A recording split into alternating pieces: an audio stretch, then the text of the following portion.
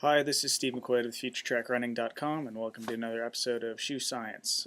In this episode, we're going to talk a little bit about insoles versus sockliners, the benefits of replacement insoles, when you should use them, and the different types of replacement insoles. So let's start out by looking at what's called a sockliner. Your standard training shoes come this, which is a sockliner. Some people call it a insole, but it's technically a sockliner, and it's just designed to cover seams on the inside of the shoe. There's no structural integrity, there's really no cushioning properties to a sockliner. Like I said, its primary function is just covering up seams. So a lot of times we get customers in store looking for increased cushioning in their shoe. They say, oh, my knees hurt, my shins hurt, I think I need more cushioning in my shoe. Where I'd say probably 98% of the people that come in with knee or shin or lower back pain, that pain is caused by a lack of stability, not a lack of cushioning. We'll talk a little bit about why that happens. But first, let's look at the different types of replacement insoles available. Really, it just comes in two different varieties. You have a cushioned insole and a supportive, basically over-the-counter orthotic style.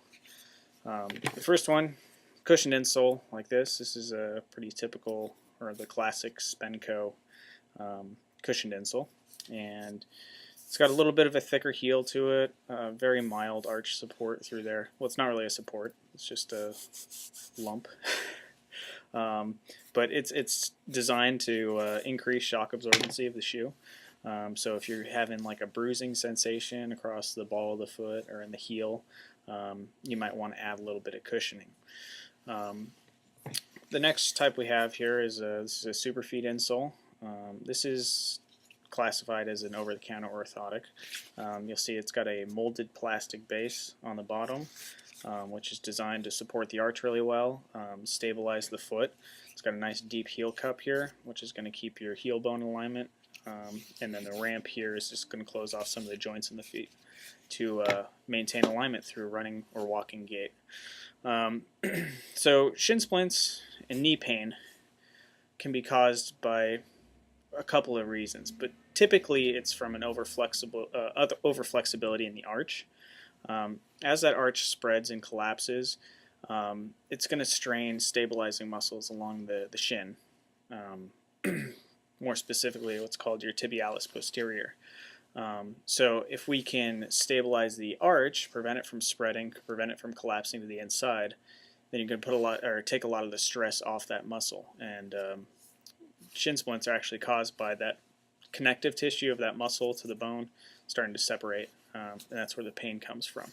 So something like Superfeet here, or what's called Power Step. It's just a different brand, very similar in terms of functionality. This is going to have a more pronounced arch, so if you've got a medium-high arch, Power Step is a good option. It's a little bit more flexible than the Superfeet, so this is a much more rigid orthotic. You can put a lot of weight on it and it's not going to bend. So this is going to really help maintain alignment. Same thing with knee pain. If that arch is allowed to collapse, it's going to cause a rotation of the lower leg, which in turn your knee is going to rotate with the lower leg.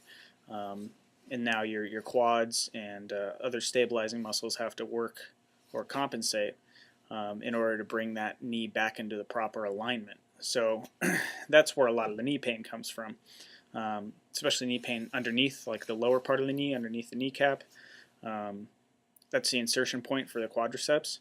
So as that lower leg rotates, the quads compensate, pull back, and that insertion point is where you typically feel the aggravation. So if we can stabilize the lower, or the arch, it's going to prevent the lower leg from rotating, which is going to keep the knee in a proper alignment, and now your quads don't have to work extra hard. So typically I'd say, like I said before, 98% of the people that walk out of the store with an insole are walking out with something that's got some structure to it. The rigid orthotics are going to help support the arch better, but also because they have a nice pronounced arch built into it, it's going to spread out the surface area over which you distribute your body weight. So in a sense, it is kind of increasing cushioning. Even if you're feeling pressure points on the ball of the foot, putting something through the arch to spread out the weight distribution can help as well. So a few people prefer the feel of just something soft and cushy, but usually we recommend people go towards something a little bit more structured. All right. Well, look forward to seeing you next time in the next episode of Shoe Science.